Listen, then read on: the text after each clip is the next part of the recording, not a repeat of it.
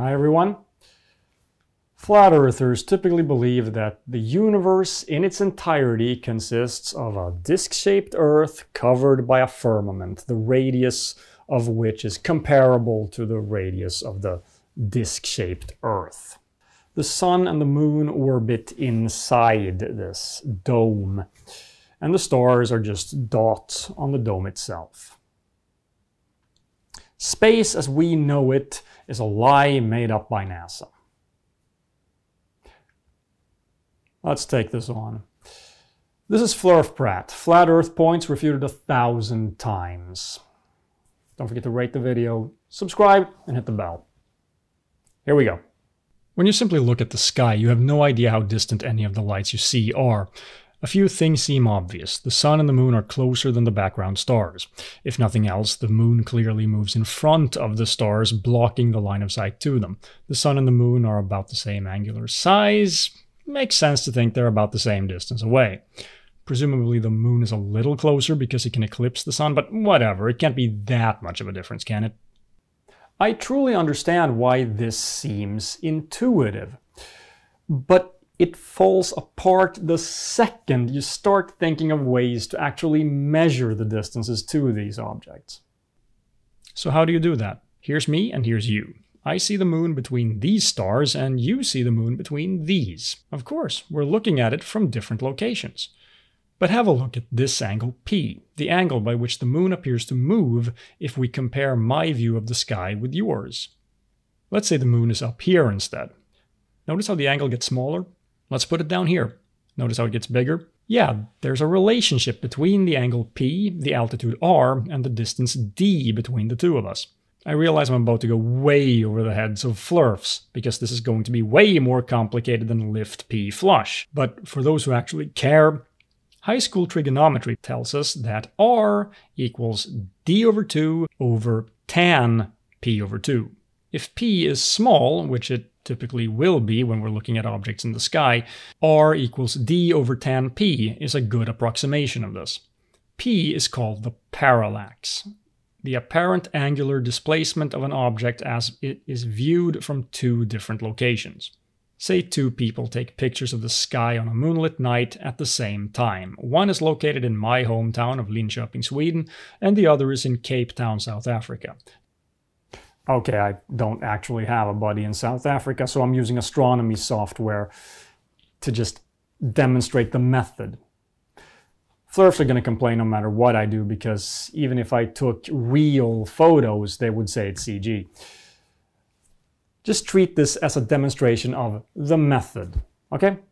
That makes D 10,200 kilometers, assuming the Earth is flat. In reality, we'd have to use this distance, 9,100 kilometers.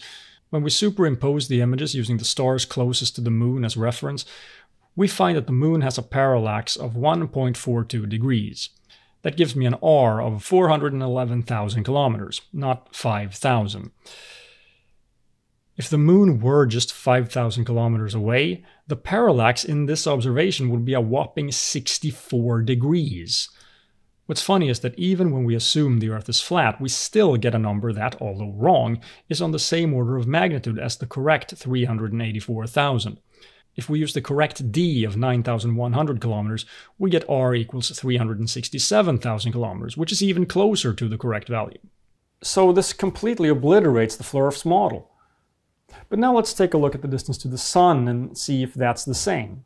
Turns out there's a problem measuring the distance to the Sun using parallax. I can't superimpose images with background stars on them because they vanish in the sunlight. Sure, I could do it in Starry Night, but I want to restrict myself to methods that work in reality. So let's measure the distance to Venus instead. Fortunately, on occasion, such as June 6, 2012, Venus passes in front of the Sun as seen from Earth. We take two pictures of the transit from different locations at the same time and superimpose them using features on the solar surface as reference. Or we could use the paths of the planet because they will be parallel. That's how it's done in reality. But here I'm going to use the surface features of the Sun instead because it's simpler.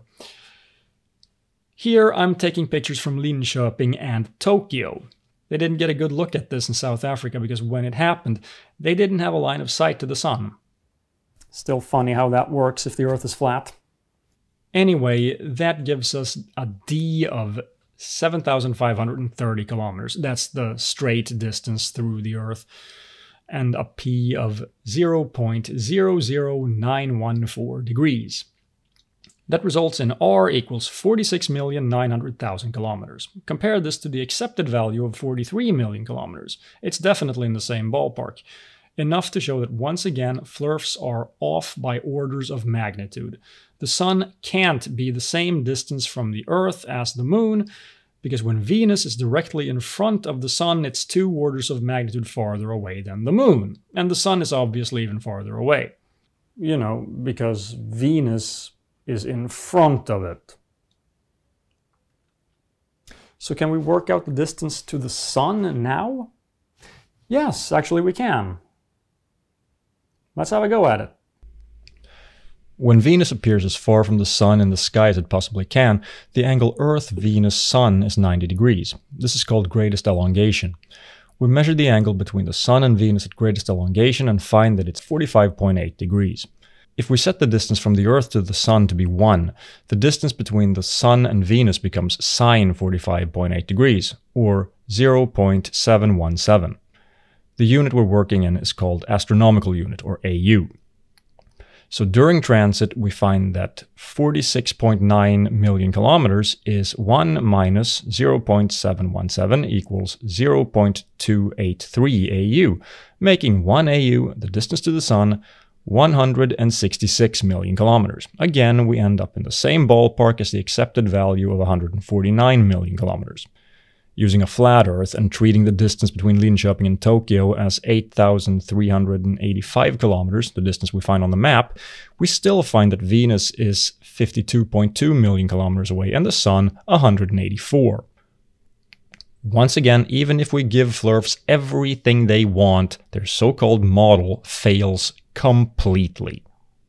FLERFs obviously can't calculate or measure the distances to their fantasy Sun and Moon because they don't believe in math. They didn't measure or calculate the values, they just made them up. And obviously that means they can't be independently verified. Our values can. The distance to the Moon and the Sun and Venus for that matter can all be measured using radar, and that confirms the accepted value. The distance to the Moon can actually be measured using laser with centimeter precision because the astronauts who were there, yeah, that's real, left reflectors there. And that's actually a way to test that people have actually been on the Moon. Those reflectors are there, and you'd need them to be able to use laser to measure the distance to the Moon, which, again, we can. But of course, that's just as fake as mathematics, right? See ya.